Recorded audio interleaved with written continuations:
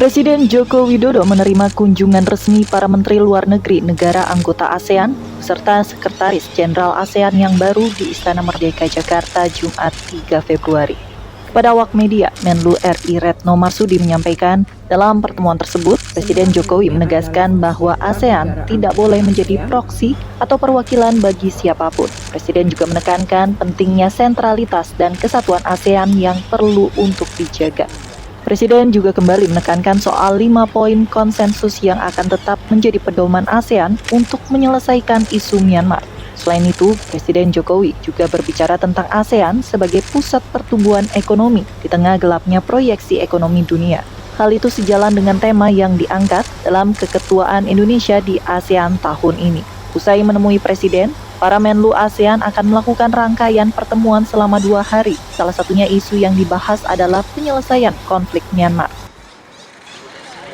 Teman-teman media yang saya hormati, baru saja Bapak Presiden menerima kunjungan kehormatan dari para Menteri Luar Negeri ASEAN dan juga Sekjen ASEAN, yang kebetulan baru Sekjen ASEAN ini adalah dari Kamboja setelah Sekjen dari Brunei Darussalam selesai menjalankan tugas pada akhir tahun lalu.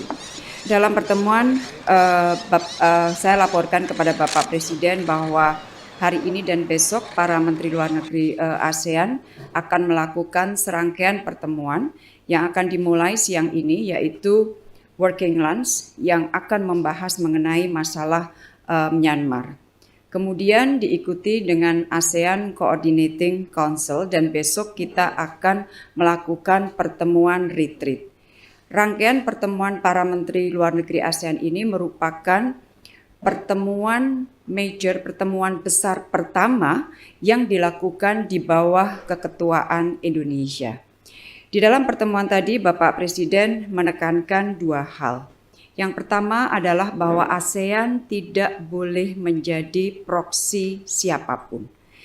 Di sini Bapak Presiden menekankan pentingnya sentralitas dan kesatuan ASEAN yang perlu terus dijaga, karena ini adalah modal utama ASEAN.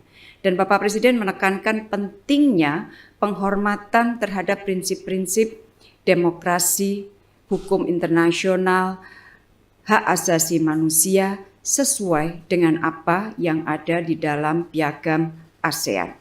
Bapak Presiden juga menekankan bahwa 5 point of consensus akan tetap menjadi mekanisme utama ASEAN di dalam mengadres isu atau perkembangan di Myanmar.